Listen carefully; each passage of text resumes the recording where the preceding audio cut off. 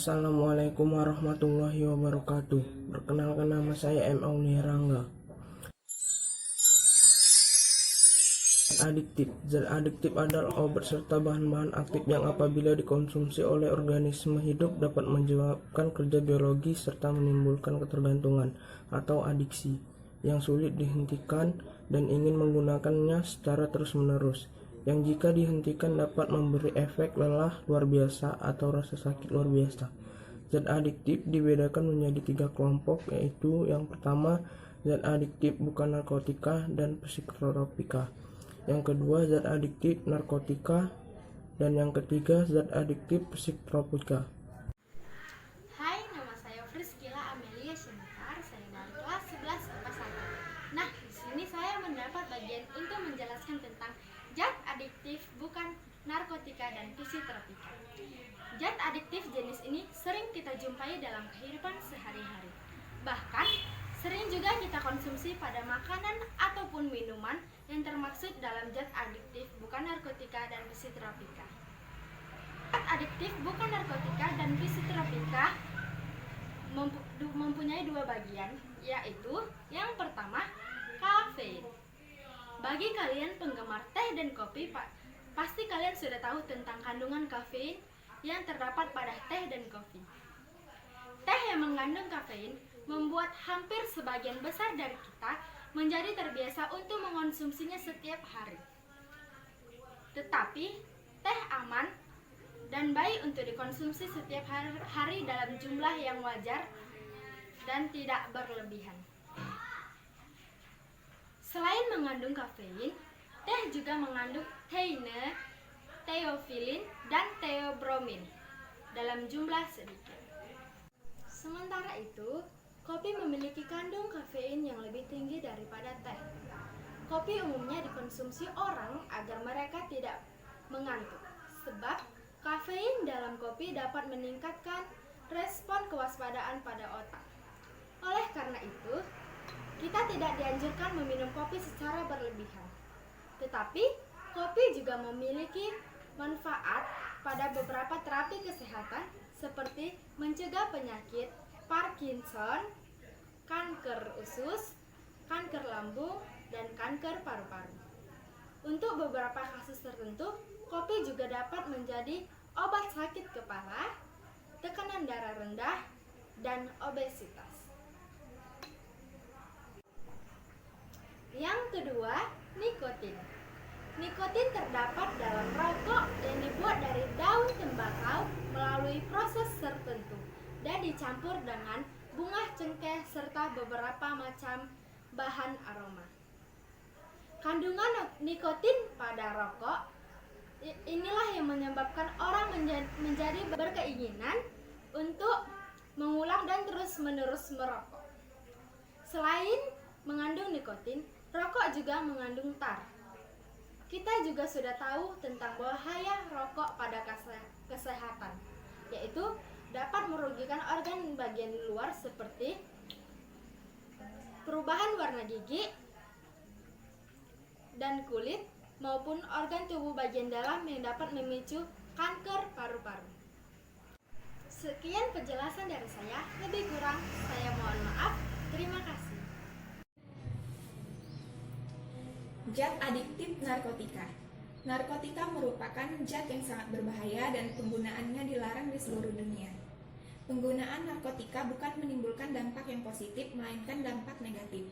Jika digunakan, penggunanya akan mengalami penurunan kesadaran, hilangnya rasa nyeri, dan hilangnya rasa. Tetapi setelah itu, penggunanya akan merasa ketergantungan dan terus menggunakan narkotika. Narkotika ini hanya diperbolehkan di dunia medis. Penggunaan di dunia medis pun sesuai prosedur kesehatan internasional.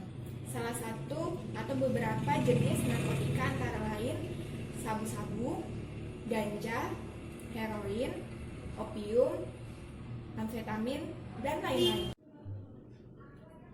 Zat adiktif psikotropika. Psikotropika merupakan zat atau obat alamiah maupun sintetis yang bukan merupakan narkotika, yang berkhasiat psikoaktif, berpengaruh selektif pada sistem saraf pusat. Zat psikotropika dapat menurunkan aktivitas otak dan mempengaruhi sistem saraf pusat. Akibatnya akan menimbulkan perubahan perilaku disertai halusinasi, ilusi, dan gangguan cara berpikir. Hampir semua zat adiktif masuk ke dalam golongan psikotropika, tapi tidak semua psikotropika dapat menyebabkan ketergantungan. Beberapa yang termasuk ke dalam golongan psikotropika antara lain seduktif hipnotik, amfetamin, dan obat halusinogen. Di sini saya akan menjelaskan tentang sedatif hipotonik atau depresan yang merupakan penyusunan saraf pusat. Dalam dosis kecil dapat menyebabkan rasa cemas. Namun, jika dalam dosis besar dapat menginduksi tidur. Contohnya adalah rohypnol dan juga magadon. Jika dipergunakan dalam jumlah yang kecil, menyebabkan rasa tenang bagi si pengguna. Namun, jika digunakan dalam dosis besar, akan menghilangkan kesadaran. Yang kedua yaitu amfetamin atau stimulan, suatu bahan sintetik buatan yang tergolong perangsang susunan saraf. Amfetamin juga dapat dikonsumsi dengan cara ditelan, yang kemudian akan diabsorpsikan ke seluruh tubuh melalui darah. Contohnya adalah sabu-sabu. Yang ketiga adalah halusinogen.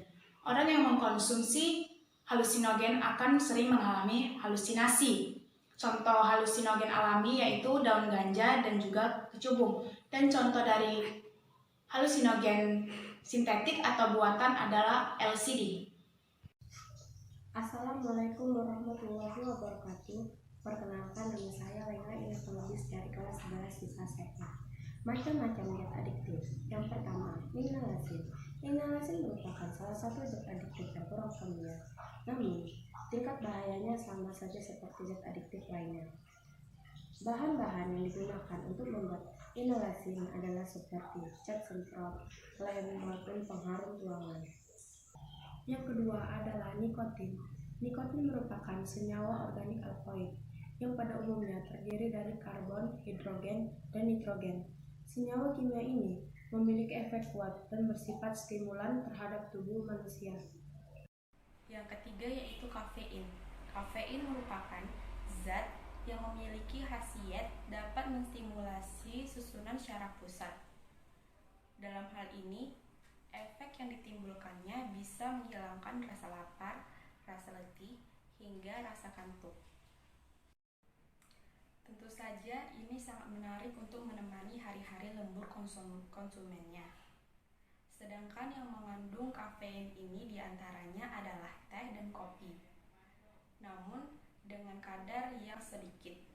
Meski mengkonsumsinya cukup menguntungkan, namun jangan sampai angka konsumsinya terhadap nikotin ini terlalu berlebihan, karena bisa berakibat gagal ginjal serta penyakit jantung. Yang terakhir yaitu narkoba. Zat adiktif yang tergolong sangat berbahaya di sini adalah narkoba. Narkoba merupakan singkatan dari narkotika, psikotropika, dan zat adiktif berbahaya lainnya. Zat narkoba ini biasanya dimasukkan ke dalam tubuh dengan diminum, dihisap, maupun disuntikan. Efek dari narkoba akan menimbulkan berubahnya pikiran, suasana hati, maupun perilaku konsumen.